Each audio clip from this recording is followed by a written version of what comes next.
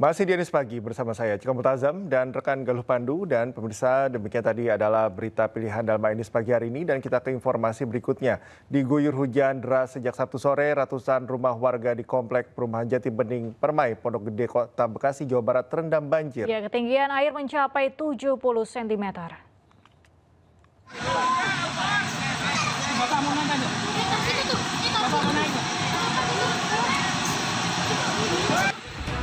Banjir merendam Komplek Perumahan Jati Bening Permai, Pondok Gede, Kota Bekasi, Jawa Barat pada Sabtu sore. Sejumlah warga yang pulang beraktivitas terpaksa harus dievakuasi menggunakan sampan milik TNI. Ketinggian air cukup tinggi mencapai 70 cm. Banjir akibat hujan pada Sabtu sore dan adanya kiriman air dari Kali Cakung. Jam berapa Pak tadi Pak? Dari jam 4. Jam 4. Deras tadi mah Pak? Ya? Deras? Bukan dari hujan. Air itu air kiriman. Oh, air kiriman. Bukan dari hujan. Limpasan kali lah ya? Nah, limpas kali. Kali apa Pak? Cakung? Kali Cakung kayaknya Pak. Kali Cakung. Ya. Sejumlah warga yang pulang beraktivitas pun terganggu dengan adanya banjir ini. Untuk mengurangi debit air, pihak perumahan dibantu petugas mengerahkan pompa untuk menyedot air. Kondisi perumahan yang cukup rendah serta adanya penyempitan Kali Cakung di dekat tol Jakarta Cikampek membuat perumahan tersebut selalu banjir apabila turun hujan. Dari Bekasi, Jawa Barat, Rahmat Hidayat, iNews melaporkan. Diguyur hujan deras selama 5 jam lebih, puluhan rumah warga terendam banjir di Bondowoso, Jawa Timur. Ketinggian air mencapai 50 cm.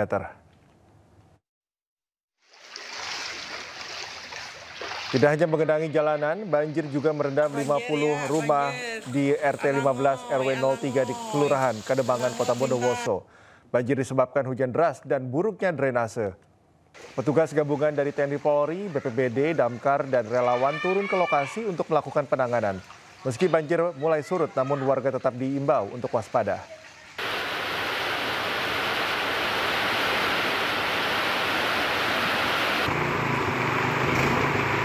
Ada kembali di iNews Pagi, pemirsa. Kejar-kejaran polisi dengan kelompok gangster di Jalan Protokol Kota Surabaya, Jawa Timur berlangsung dramatis.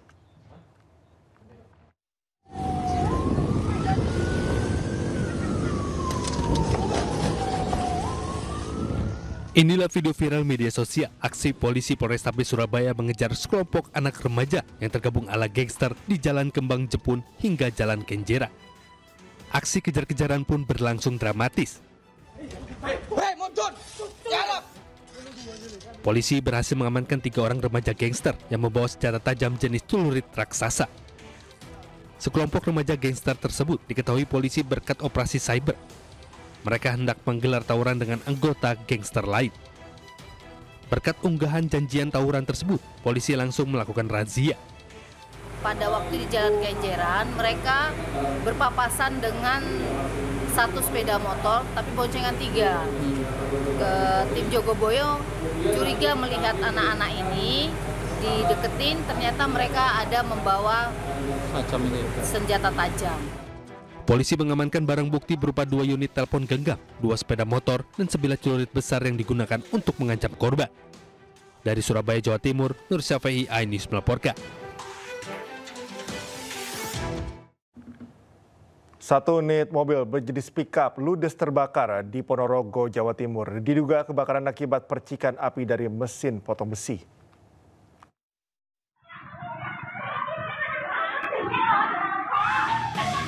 Inilah detik-detik saat mobil pickup terbakar hebat di Ponorogo, Jawa Timur. Warga panik dan berteriak histeris.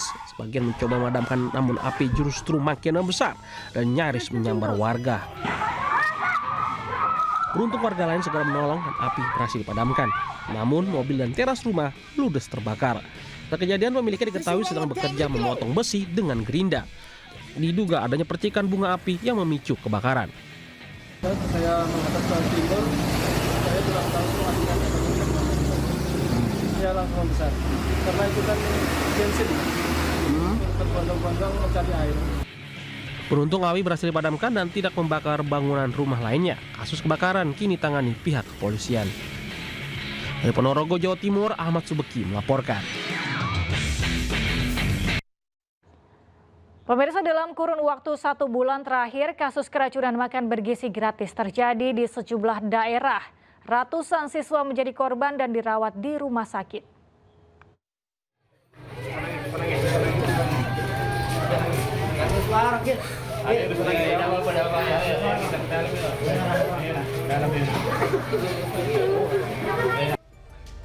Ratusan siswa di Kabupaten Pali, Sumatera Selatan terus berdatangan ke Rumah Sakit Umum Daerah Anwar Mahakil untuk mendapat perawatan medis. Sambil meringis dan menangis dengan tubuh lemas, para siswa dituntun memasuki ruang perawatan. Bahkan ada pula siswa yang harus dibopong dan menggunakan kursi roda karena tidak mampu berjalan. Mereka keracunan usai mengonsumsi menu makan bergizi gratis. Jumlah korban mencapai 173 siswa yang berasal dari sejumlah sekolah, mulai dari PAUD, SD, SMP, hingga SMA.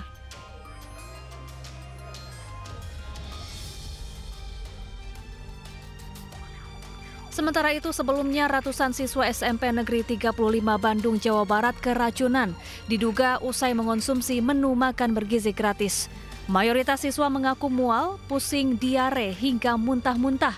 Mereka langsung berobat secara mandiri. Adapun makanan yang disantap siswa adalah makaroni dan sayuran. Dinas Kesehatan Kota Bandung masih menyelidiki penyebab keracunan, sementara sampel makanan masih diuji di laboratorium.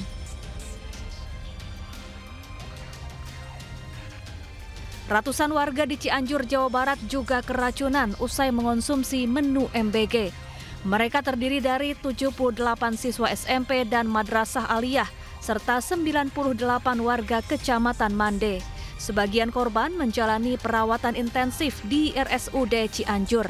Gejala yang dialami antara lain mual, pusing, muntah-muntah, hingga diare. Dari hasil uji laboratorium, terdapat 2 jenis bakteri pada makanan yang dikonsumsi siswa dan warga. Tim Liputan iNews melaporkan. Pemirsa, Presiden Prabowo Subianto mengklaim meski terdapat kasus keracunan, namun keberhasilan program makan bergizi gratis mencapai 99,99%. Menurutnya, korban keracunan MBG sekitar 200 orang dari total jumlah penerima yang mencapai 3 juta orang. Yang pertama, saya juga sampaikan penghargaan saya bahwa kita mampu menggelar roll out program makan bergizi gratis kita. Tanggal 6 Januari di roll out dan terus menerus dilaksanakan kayak di belakang-belakang dengan kehati-hatian, tahap demi tahap, sampai hari ini saya dapat laporan barusan sudah lebih dari 1.000 titik. 1.000 berapa? 1.286. Yang total penerima makan bergizi sekarang sudah di atas 3 juta. 3,4 juta di awal Mei. Hari ini memang ada yang keracunan. Yang keracunan sampai hari ini dari 3, sekian juta, kalau tidak salah di bawah 200 orang. Yang nginep, yang rawat nginep hanya 5 orang. Jadi bisa dikatakan yang keracunan atau yang nggak perutnya nggak enak sejumlah 200 orang itu 200 dari 3, sekian juta, kalau tidak salah adalah 0,005.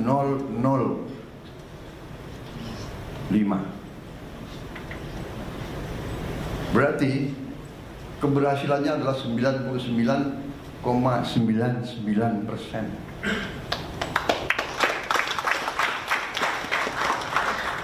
Di mana ada usaha, ya, usaha manusia, di mana di bidang pekerjaan apapun, kalau 9,99% keberhasilan, oke dong.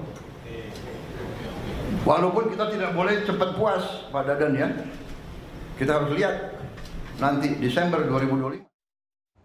Gubernur Jawa Barat Deddy Mulyadi merespon pelaporan dirinya ke Komnas HAM atas kebijakan barak militer bagi anak bermasalah.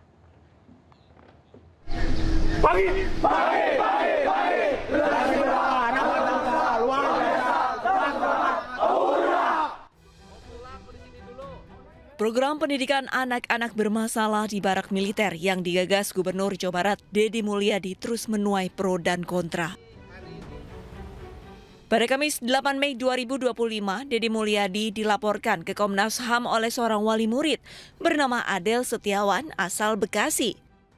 Adel Setiawan selaku pelapor tidak setuju dengan kebijakan mengirimkan siswa bermasalah ke barak militer karena berpotensi melanggar hak asasi manusia. Nah, saya selaku orang tua murid di Jawa Barat tidak setuju dengan kebijakan ini. Saya ingin kebijakan itu dihentikan karena kami menilai kebijakan ini syarat dengan dugaan pelanggaran hak asasi manusia. Nah, yang pertama alasannya adalah karena saya melihat bahwa Deddy Mulyadi ini nggak ngerti atau nggak paham dengan falsafah pendidikan. Pendidikan itu kan tujuannya adalah memanusiakan manusia. Menanggapi pelaporan dirinya, Deddy Mulyadi pun menganggap hal ini sebagai risiko yang harus dihadapi atas kebijakannya guna memperbaiki masa depan anak-anak bermasalah di Jawa Barat. Saya terima kasih atas kritik, saran, bahkan tuduhan dan pelaporan sebagai gubernur yang melanggar hak asasi manusia, melanggar hak-hak anak. Bagi saya ini adalah bagian dari resiko yang mesti saya hadapi di tengah-tengah concern dan upaya saya agar anak-anak di Jawa Barat memiliki masa depan yang baik. Deddy juga mempersilahkan bagi pihak-pihak yang kontra dengan kebijakannya untuk menampung antrean anak-anak yang telah didaftarkan mengikuti pendidikan di barak militer. Jadi, agar tugas pemerintah Provinsi Jawa Barat dan para gubernur wali kotanya ringan, saya sangat berharap Bapak dan Ibu untuk menerima anak-anak ini dididik, diarahkan dengan pola yang dimiliki oleh Bapak dan Ibu semua yang jauh lebih baik dibanding dengan pola yang kami miliki. Hingga saat ini tercatat 274 siswa SMA dan SMIK yang mengikuti program yang digagas Gubernur Jawa Barat Deddy Mulyadi. Tim Liputan iNews melaporkan. Gubernur Jawa Barat Deddy Mulyadi menjadi bapak angkat bagi anak yatim diduga nakal hingga ikut pelatihan di barak militer. KDM berjanji akan membiayai pendidikan anak-anak yatim dalam pelatihan.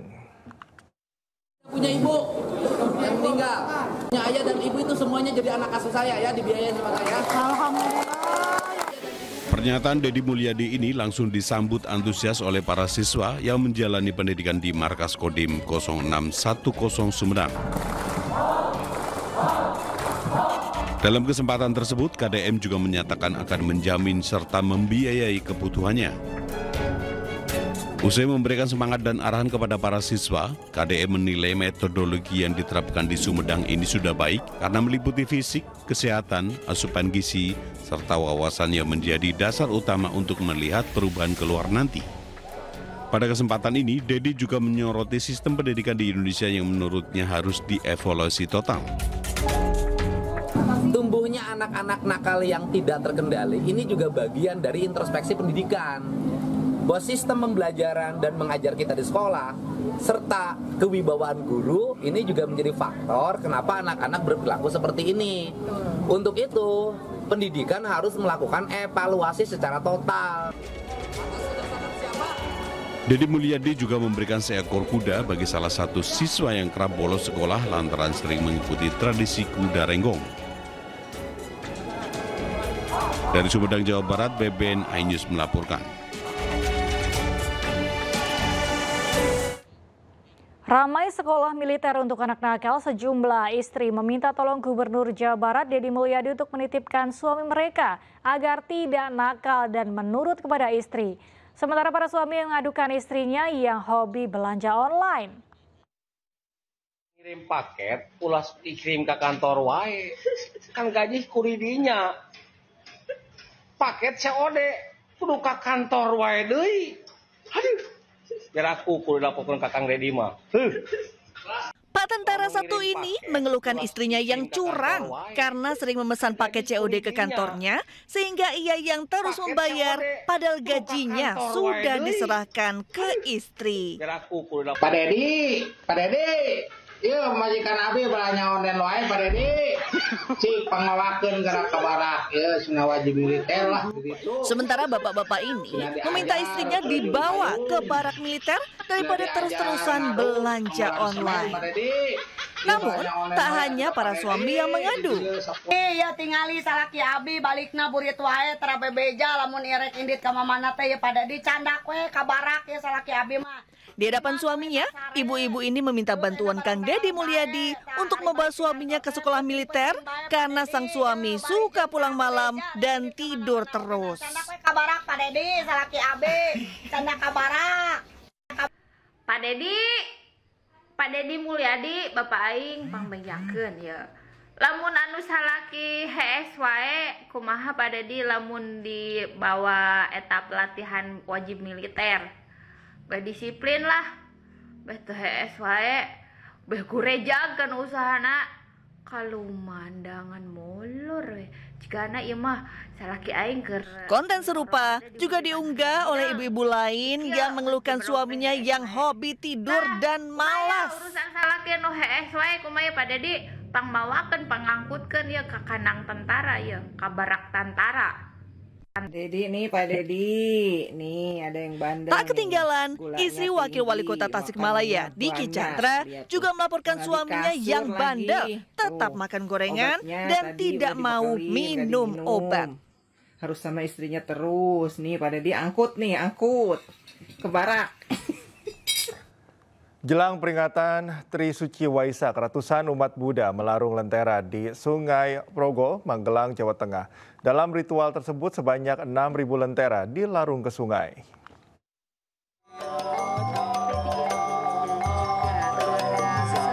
Umat Buddha dari Majelis Umat Nyingma Indonesia atau MUNI melarung 4 gunungan Pelita Purnama Sidi di Sungai Progo, kawasan Candi Borobudur.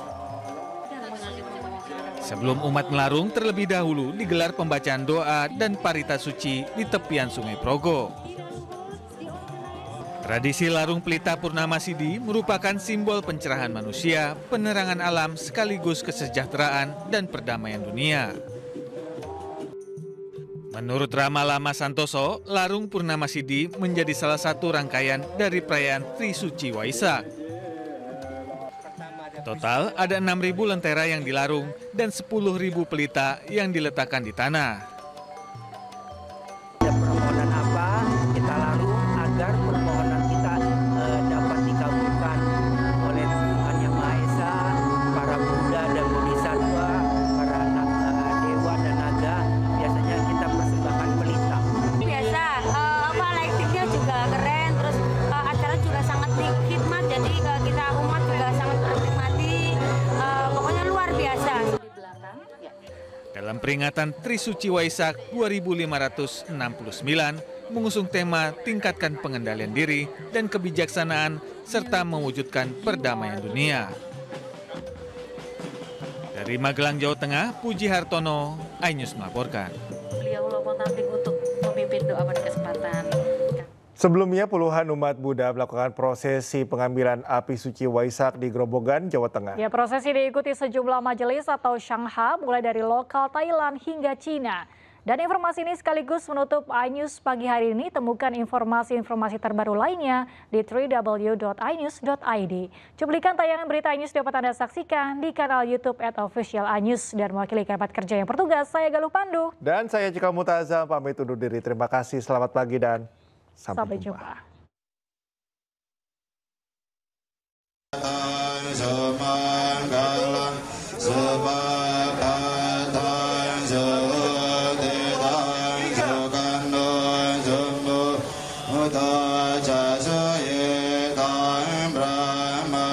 Puluhan umat Buddha mengikuti prosesi pengambilan api suci Waisak di objek wisata Api Abadi Merapen, Grobogan, Jawa Tengah. Prosesi diikuti sejumlah majelis atau sangga dan perwakilan dari Polres, Kodim, dan pemerintah Kabupaten Grobogan. Api akan diarak dan disemayamkan di Candi Mendut untuk kemudian diberangkatkan dari Candi Mendut menuju Candi Borobudur bersamaan dengan air jumprit dari Temanggung, Jawa Tengah.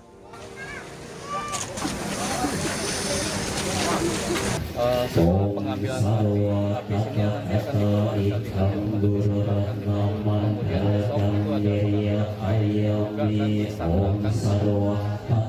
kemudian di Waisak di tanggal 12 nanti air sama api yang dibentuk itu akan diarak ke